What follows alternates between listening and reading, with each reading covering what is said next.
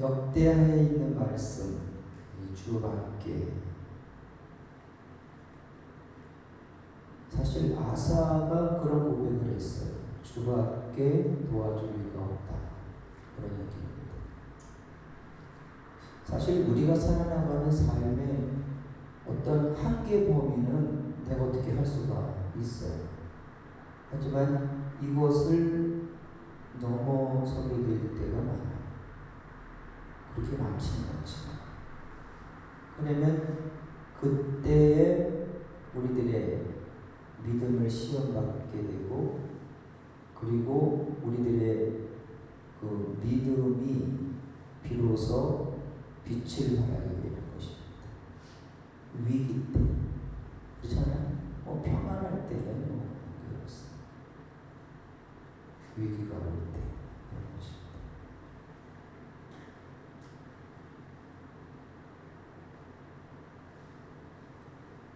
그렇기 때문에 이기는 것과 지는 것은 세상을 살아가는 모든 이에게 숙명처럼 다가오는 것입니다.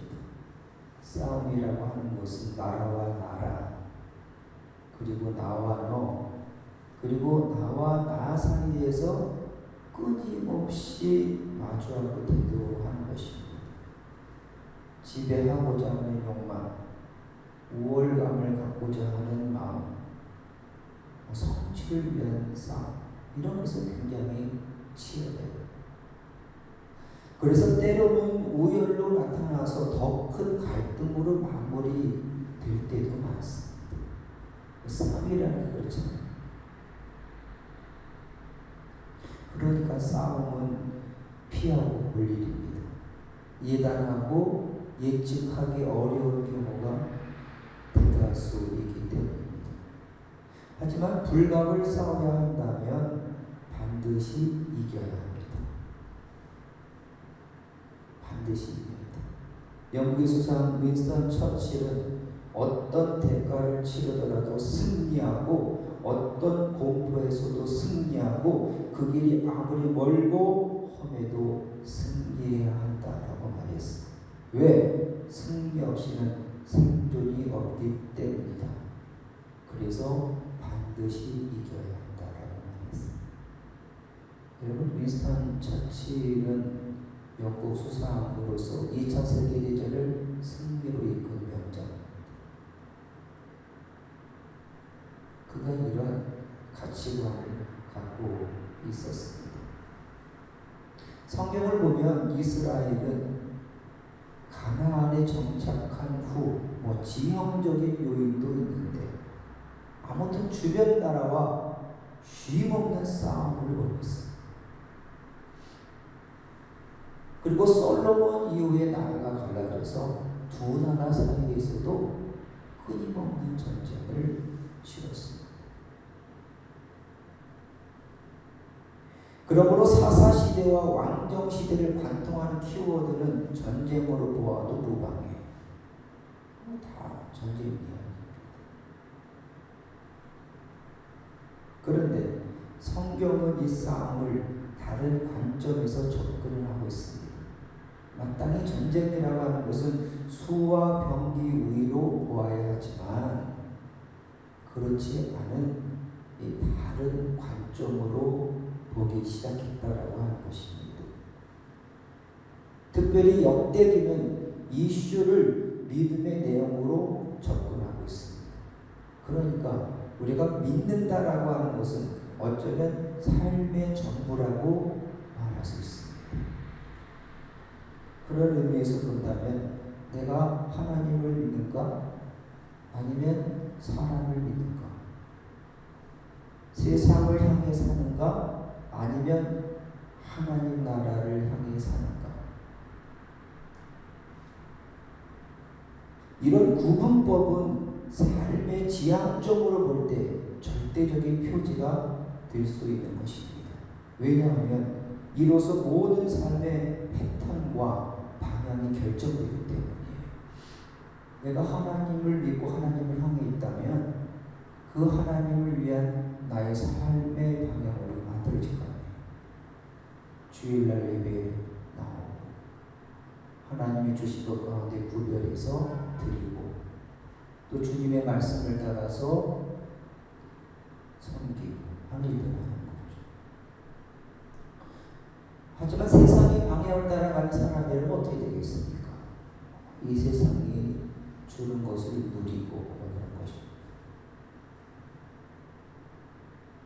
경쟁에서 돈 올라가고 돈을 많이 벌고 뭐 그래서 잘 사는 거예요. 그런데 우리의 관심은 사람과 세상을 접고 하나님과 하나님 나라를 펼치는 것입니다. 그런데 접고 접을수록 펼쳐지고 펼쳐진다. 저는 그렇게 믿어요.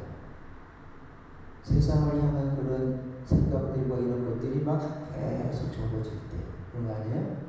이것이 반반으로 딱 나눠져 있으면 갈리는 거잖아. 근데 그걸 딱 접을 때 하나님을 향한 것이 쫙 펼쳐지는 것입니다. 성경에 보면 이 두 부류의 사람들을 나누는 걸 보게 돼요.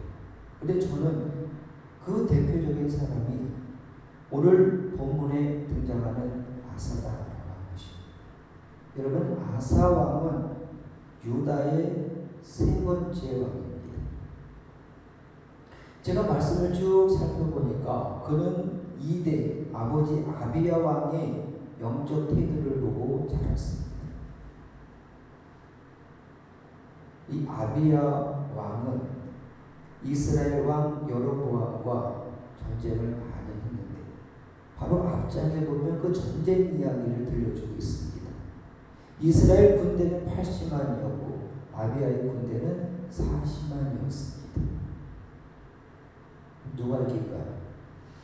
80만과 40만의 싸움. 아비야는 진중에서 외치기를 하나님이 우리와 함께하사 우리의 머리가 되시다. 그렇게 선포를 하면서 이스라엘 사람들아 하나님 여호와 싸우지 말라. 너희가 형통하지 못하리라. 역대기 13장 12절에는 그런 선포를 하고 있어. 우리가 싸우는 것이 누구랑 싸우는 것이다? 여호와랑 싸우는 것이다.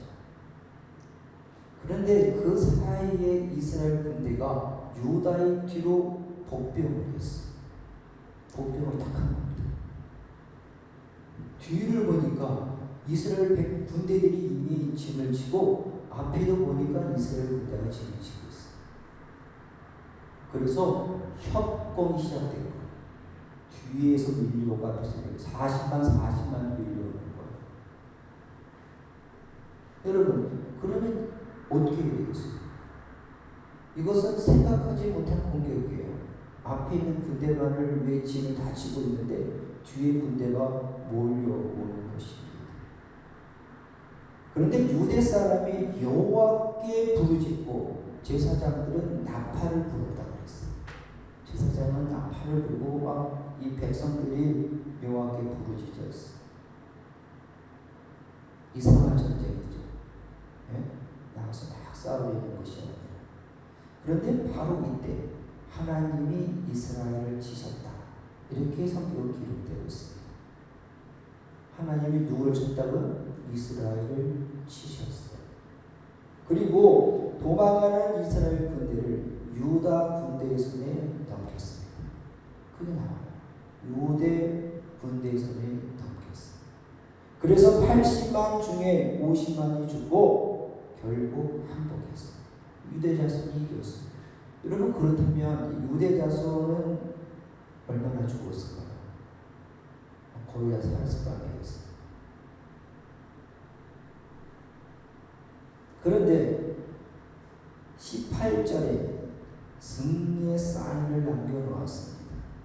이는 그들의 조상들의 하나님 여호와를 의지하였습니다. 13장에 있는 그런 말씀. 13장 18절. 이는 그들의 조상들의 하나님 여호와를 의지하였습니다.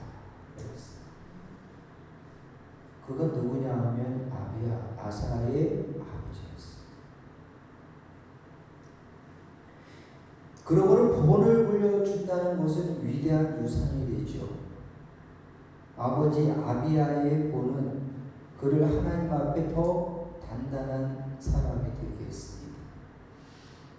그 결과 열왕기 기자는 그의 첫 책 15장 11절에서 아사가 그 조상 다윗같이 여호와 보시기에 정직하게 행하였다 이렇게 말하고 있어요. 딱 그냥 한마디로 그 사람을 요약했어요. 누구처럼? 다윗처럼. 어떻게? 여호와 보시기에 어떻게 정직하게 행하였다. 그렇게 딱 말하고 그의 일생을 정리해 나가는 것입니다. 오늘 우리가 함께한 역대하 14장 2절에서는 아사가 그 하나님 보시기에 선과 정의를 행하였다 이렇게 말했어요. 같은 말이죠. 여기 보면 하나님 보시기에 이 것입니다. 그러니까 우리들의 신앙을 하나님 보시기에 두는 건 중요한 거예요. 뭐 다른 사람이 나에 대해서 말하는 거 신경 쓸 거 없어요. 하나님이 나를 어떻게 보실까라고 하는 것입니다. 근데 아사는 언제나 하나님 보시기에라고 하는 것을 염두에 두고 그렇게 왕이었지만 자신의 삶을 어렵게 했다고 하는 것입니다. 아사는 아버지를 통해 배운 큰 교훈이 있습니다. 그것은 전쟁은 하나님에게 속한 것이다. 할렐루야. 오늘 우리 승리를 주시는 하나님께 감사한다라고 말하잖아요. 어린 아사가 봤을 때 그렇잖아요. 이게 도대체 되지 않는 싸움이야. 그런데 큰 승리를 얻었어요.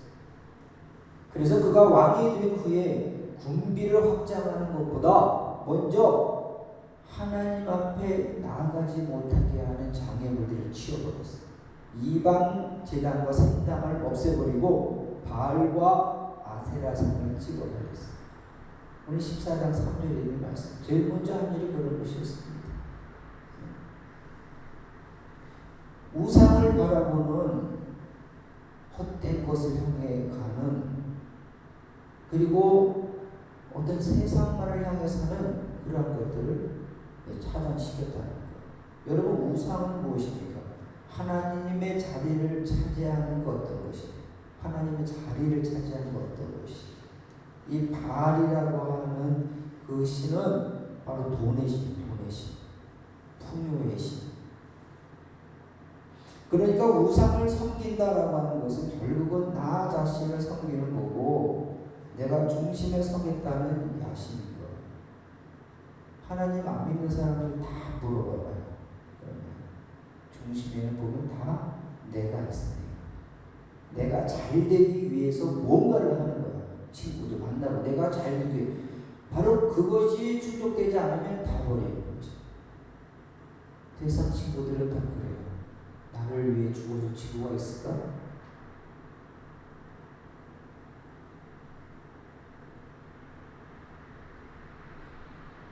그러므로 아사의 계획은 이 뒤바뀐 것을 되돌려 놓겠다는 것입니다. 원래 이스라엘 백성들은 하나님을 중심으로 섬기는 백성이었잖아요. 근데 그들이 눈을 딴 데로 돌린 거예요. 그리고 이어서 여호와를 찾게 하기 위해서 그 율법과 명령을 행하게 하였다. 이게 14장 3절입니다. 여호와를 찾게 했어. 여호와에서 눈이 벗어난 사람들을 여호와의 눈을 향해 가게 하기 위해서 하나님의 말씀, 율법 그리고 그 명령을 행하게 하였다는 것입니다. 사랑하는 여러분, 사람은 누구나 자기중심적인 성향이 있어요. 이기심. 저도 마찬가지인 것 같아요. 하지만 살면서 제 숙제가 있다면 이 이기심을 내려놓는 거예요. 선택점에 있어서 나를 기쁘게 하지 않도록 그렇게 살려고 노력을 했어요. 이제까지.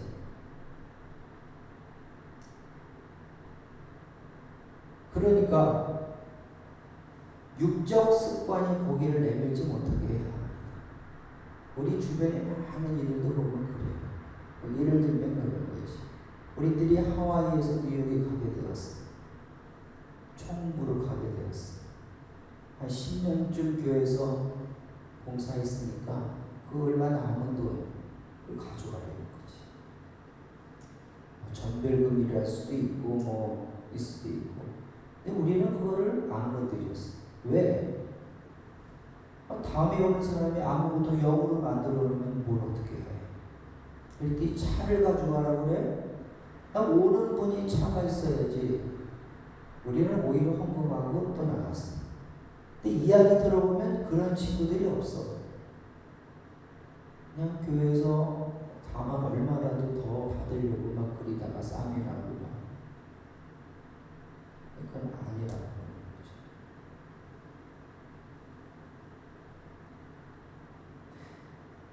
정원을 생각해 보면 이 가꾸지 않으면 황폐됩니다.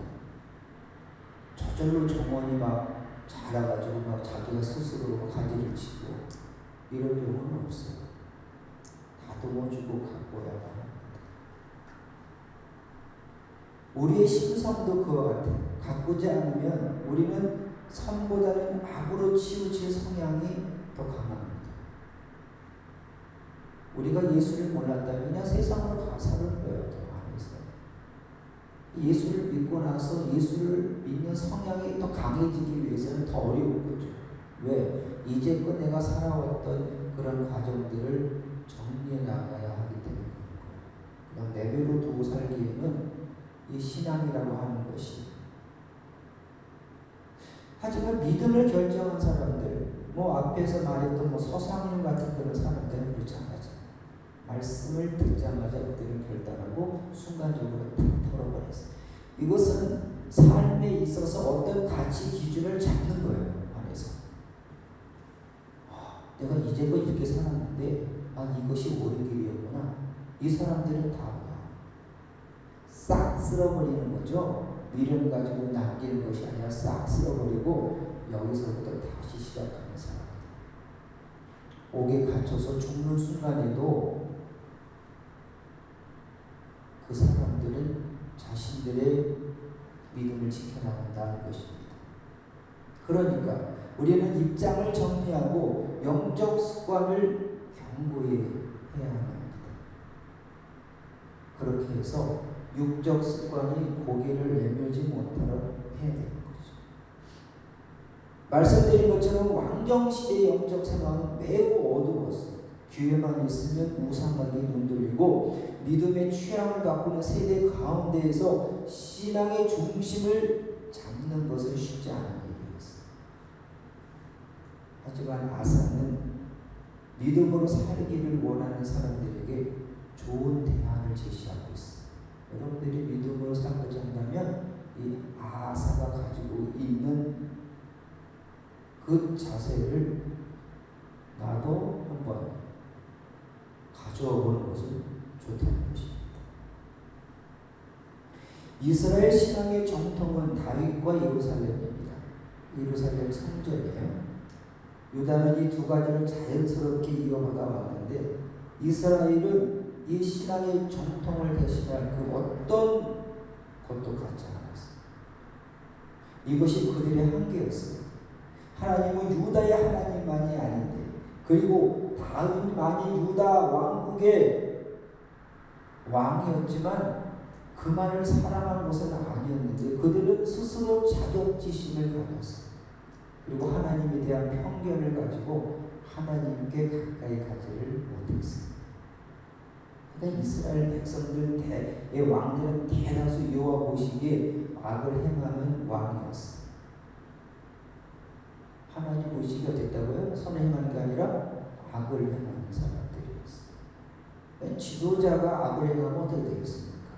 그 백성들은 똑같이 닮아가는 거 아니겠어요? 그래서 뭐 만신창이 되겠어요. 앞에 말씀드린 것처럼 아사는 다윗처럼 신앙의 환경을 만드는 데 주력했다 말씀드렸습니다. 우상을 제거하고 하나님을 찾고 말씀을 바꿔야 해요. 그 결과 어떻게 되었습니까? 요란하던 주변의 환경이 정리되고 안정되었습니다. 역대하 14장 6절에 있는 말씀을 보면 여호와께서 아사에게 무엇을 주셨다? 14장 6절 평안을 주셨다. 이어지는 말씀은 그래서 여로의 싸움이 없었다. 그런 것입니다. 여러분 전쟁 무서운 거예요. 안에서 싸움이 없었어요. 그러니까 하나님을 향해서 그런 좋은 환경을 만들려고 노력을 하니까 하나님이 아사에게도 평안을 주시고 그 백성들에게도 평안을 주신다. 그런데 여러분 이 평안이 문제가 될 수 있습니다. 안일해지는 거죠.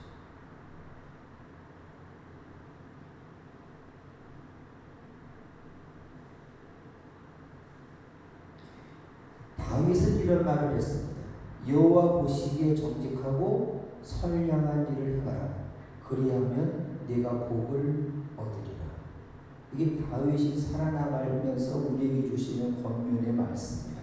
여호와 보시기에 어떻게 하라고요? 정직하고 선량한 일을 행하라. 그리하면 네가 복을 받으리라.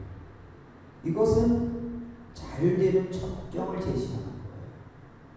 어찌 보면 우리가 살아나가면서 이 말씀만 간직하고 있어도 절반의 성공을 거둘 수 있어요.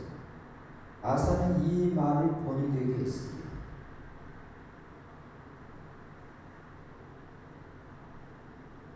그리고 항상 하나님을 향한 중심을 드리려고 노력했어요.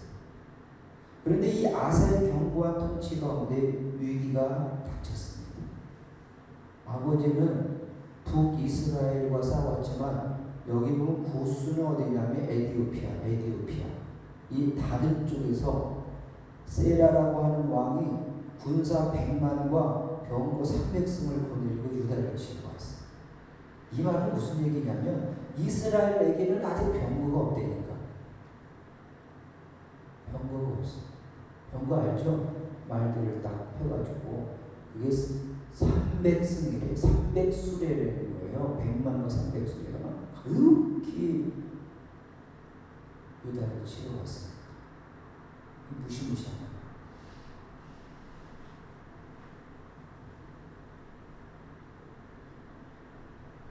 그런데 아사의 군대는 유다주에서 30만, 베냐민 중에 20만, 모두 50만이었어요. 이것도 상대가 안 돼요. 50만, 100만과 50만. 아사는 이 순간에 아버지 아비야의 본을 꺼내게 되었습니다. 먼저 그가 하나님께 부르짖어 기도하기 시작했습니다. 오늘 11절에 있는 말씀을 우리가 한번 볼까요? 쭉 읽어보겠습니다. 시작. 여호와여, 앞으로 나가나요? 부르짖어 기도하기를 시작. 여호와여, 힘이 강한 자와 약한 자 사이에는 주밖에 도와줄 리가 없사오니 우리 하나님 여호와여, 우리를 도우소서. 이 짧은 단문이에요. 근데 이 아사는 기도를 할 줄 아는 사람입니다. 강한 자와 약한 자 사이에 주밖에 도와줄 자가 없다. 내가 가지고 있는 어떤 한계의 범위 밖에 있는 것, 내가 이것을 어떻게 해보려고 노력해봤자 안 되는 일이죠. 주밖에 도와줄 리가 없습니다. 우리를 help me, 도와주세요 라고 기도했습니다.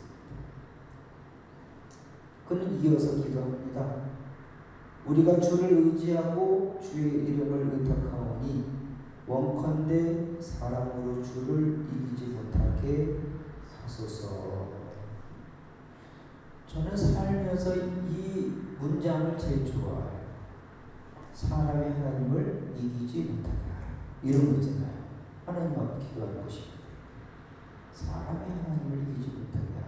그러니까 이 전쟁을 아사와 세라의 전쟁이 아니라 하나님과 세라의 전쟁으로 쓱 바꿔버리는 것입니다. 여러분, 하나님을 담보로 하는 배짱, 그리고 하나님을 향한 절대 의뢰는 그 자체로 승리의 조건이 된다는 것입니다.